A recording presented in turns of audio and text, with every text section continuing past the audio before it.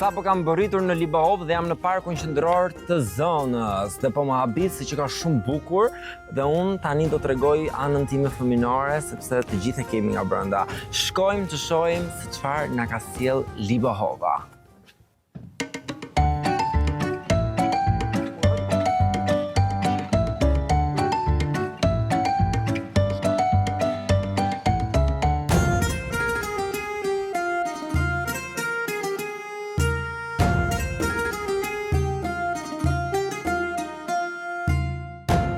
Shneti këtu në këtë orar të drekës vetëm.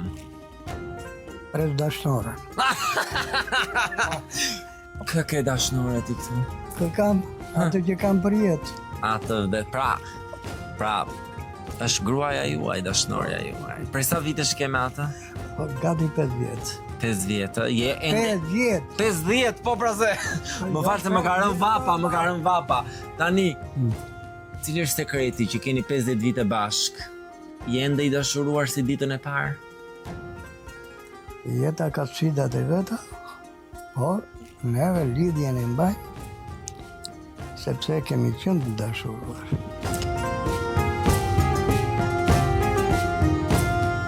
Duke ecur më dolën përpara 3 nga djemtë e fshatit, të cilët ishin Fatosa Torsa, normal, unë kam kudo fansa. Gjetëm një tavolinë bosh me disa domino dhe tham pse mos të luajmë. Mirë po pronari i lokalit na përzuri dhe në fund të fundit shqiptarët nuk janë dhe aq mirëpritës.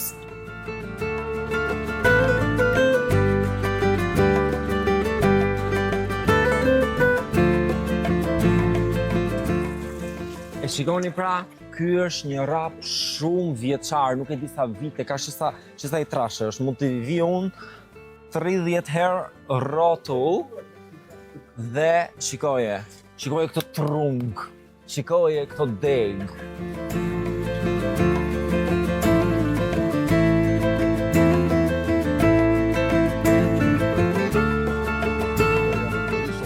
Jam këtu me Fatmirin, i cili është një nga banorët e zonës që ka shumë njohuri për rapin. Fatmir, çfarë mund na thuash?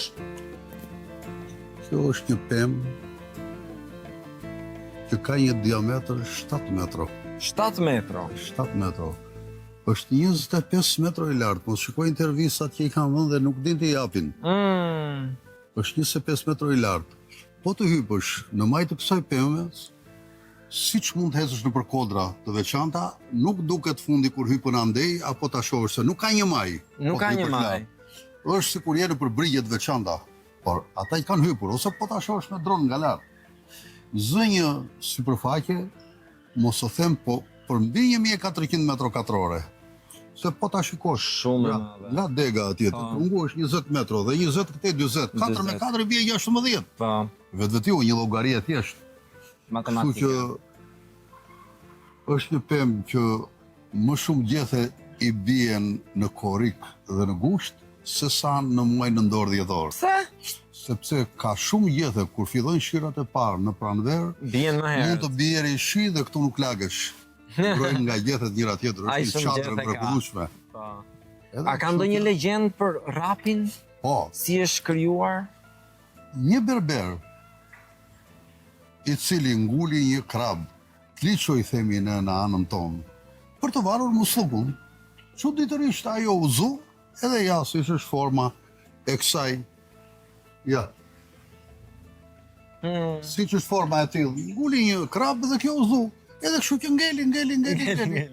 Ka një veçanti, ndryshe nga gjithë pemët e tjera, që edhe kur bie erë e madhe, apo që frynë bën, mund të thjet në një deg tepër e vogël. Po nuk bën si të tjera. Pavarësisht se unë kam hypur maj me maj, e kam krasitur, e kam bërë. Vërtet? E ke mirëmbajtur pra? Në sifte këtu, kur kishte një makinë, hoqja, një saurel me myshke, rapi pret dhe përcjell vetë. Më i moqmi që jeton, me shark mund që valë vitet, gjithë vendin e freskon. Kjo mbrellë madhështore, të gjithë e kam zili me degët kërqëzore, je pajrim e je freski. Nuk ma i që e shion, këtë bukurit të radhë, rënjët e tia të thella, as njeri nuk i ka parë. U i ftot i burimit që të jep gjallëri, përzirë me zën e bilbilit, i thot klientit të ri. Degët lidhër kërqëzuar, tregojnë në përlashtësin, Libahov më i zonjë rëndë, pse humbe parësin. Po ti veten se lëshove me filizat që po ngre, veten prap e krenove dhe do jesh ajo që je. Shumë e bukur.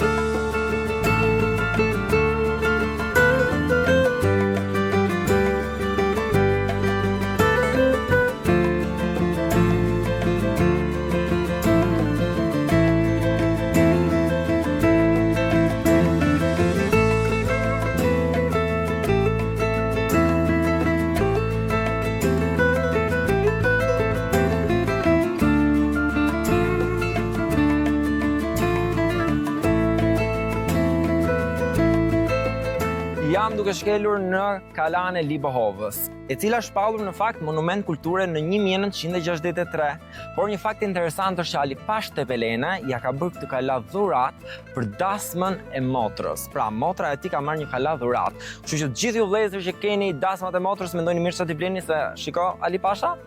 Ndërkohë kemi arritur në fundin e këtij episodi, ne do shihemi në episodet e tjera. Deri atëherë mos harroni që ndonjëherë lumturia gjendet dhe në gjëra të vogla.